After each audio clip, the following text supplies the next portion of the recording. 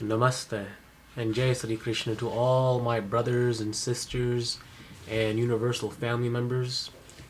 May God bless you and always protect you in all areas of your life, your health, wealth, finances. May God give you peace, prosperity in all areas of your life. Jai Sri Krishna. Now today I'm going to talk about how Hinduism provides spiritual food and yoga sadhana for all sorts of people to sort their temperaments, capabilities, capacities, tastes, stages of spiritual development, conditions of life. Now, one thing you got to realize is that it does. But one thing you got to realize is that you have to practice what you preach. You cannot be a hypocrite. You cannot go and study the Hindu scriptures, the Buddhist scriptures, or any other scriptures and just go totally against it. Now, what is yoga and what is sadhana? Think about that for a moment. Yoga. Yoga means union. Union with your mind towards God is yoga. Atma ko Paramatma mein milana, yoga कहते हैं. What that means is that when your soul is merged with God and you constantly think of God, that is yoga. Sadhana means controlling of your senses, most importantly, controlling of your taste buds. Living, a spiritual life, living a spiritual life, a life of ahimsa, vegetarian life, vegetarianism. A life that is completely devoted to the service of humanity. Once again, I still maintain, and I will maintain to the very, very last of my breath, that service to humanity is service to God. I'm going to keep on saying it like a broken tape recorder. It is the very, very basic foundation of Hinduism, spirituality, and all the religions of the world, humanity. Now, one thing you got to realize is, what good is doing yoga and sadhana if your mind is not pure? If your thoughts are not pure? If your words are not pure? If inside is not, if your deeds are not pure, then all that is useless. The only way yoga and sadhana, yoga, can be accepted as an actual spiritual practice is through constant repetitions of God's name, service towards humanities, loving one another, the community, controlling your senses, having a clean diet, then only then. Now, one thing you got to realize is it prescribes yoga sadhana even for scavenger or a cobbler to attain God realization. I mean, you can be, a horrible person. By scavenger, I didn't write that, a person who goes out and commits crimes and anything like that and doesn't change his ways. No, you have to change your ways. Eventually, yoga will teach you how to change your ways. Constantly monitoring your thoughts. For example, I teach my students, like, anytime you have a negative thought, anytime you have that pit-pat, clitter-clatter, ping-pong ball in the back of your mind, and you have that negative thoughts in the back of your mind, always think of an image of Krishna or Vishnu or Shiva or whoever your Ishtadeva is, and constantly do japa about him. Think about him. For example, I had one student who came up to me and he had a very hard time controlling his anger. So I said, okay, I'm going to teach you how to control your anger. Okay, think of your Ishtadeva, and his Ishtadeva was Lord Shiva. Okay, I said, okay, visualize Lord Shiva. Lord Shiva is extremely beautiful. He is blue in color. He lives in Kailash. He has a trident. Beside him is Parvati Mata, right? Nandi Bail. He travels on Nandi Bail, who happens to be his personal escort. Lord Ganesha always sits on his lap, along with Lord Murugan. He's surrounded by all the the demons and ghosts of Kailash, who adore and love him. He is adored with flowers 24 hours a day. Mata Ganga, Mother Ganga, is on his crown. There's also a half a moon crescent on his crown as well. He's very beautiful, filled with love, unlimited wealth, unlimited knowledge, and unlimited peace. Think about him. Think about him. Now, think about him when I hurled swear words at you. I hurled so many swear words at him. I cursed out his mom, his father, his relatives. So many swear words at him. And yet he was still thinking about God at the same time. And this practice lasted for 5 minutes. And then we had another session, which lasted for 10 minutes. And then another session, which lasted for 15 minutes. And then I invited my friends to swear at him. As many insulting things that they can say. Now, as a result, he now thinks about God 24 hours a day. So that is a form of sadhana. Anytime you have a negative thought, you replace it with a positive thought.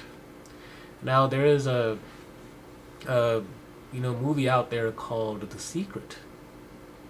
And it says, an affirmative thought, a positive thought, is hundreds and hundreds of times more powerful than a negative thought.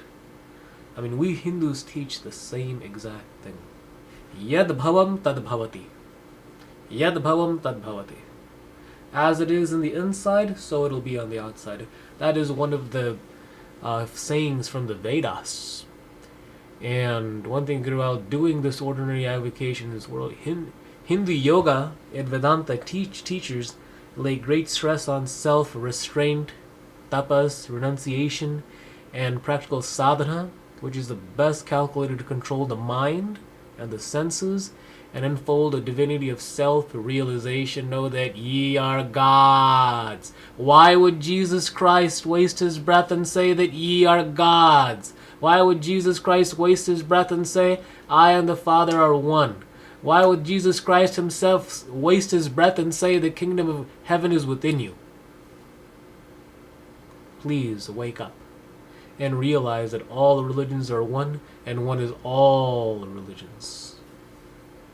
Again, I still maintain that you could be a Christian and be a Hindu at the same time. You could be a Jew and be a Hindu at the same time. You can be a Buddhist and be a Hindu at the same time, Muslim, Buddhist, etc. All the religions of the world. Now, one thing you got to realize, like I explained, Vedanta means the complete totality of knowledge. Calculate the mind and senses. One thing you got to realize is that you have to have your diet clean. I mean, my beautiful mother, she has been a vegetarian ever since birth because her nana, her grandfather, was a great Hindu priest. And it also comes down to how we raise our children. I mean, I'm a firm believer. I mean, all texts say, I don't want to, quote any text, but there are no such thing as bad children. Only bad parents. So things like this has to be raised ever since we're children, we're taught. We have to be taught by a young age. That's why I absolutely believe that it takes a whole community to raise a child. And therefore, in order to understand spiritual growth and spirituality, you have to focus on yourselves and your close loved ones first. And how you raise your loved ones. And how you take care and how you provide for them. That is the basic of humanity. We have to make a better community. And how I can help you grow and how you can help me grow. How I can help the community grow and vice versa. That is Hinduism. That is humanity. Taking care of one another. And not having any jealous or ill will towards anybody. Like, oh, he has a blue house. I want my house to also be blue. He has 2 cars. I also want 2 cars. All these kind of negative things has to get out of your mind before you can even consider being a good person. Dekhi dekha. All that has to go out of your mind. Keeping up with the Joneses. Now, one thing you got to realize that Hinduism is not a religion of mere theories. No, it is a way of life.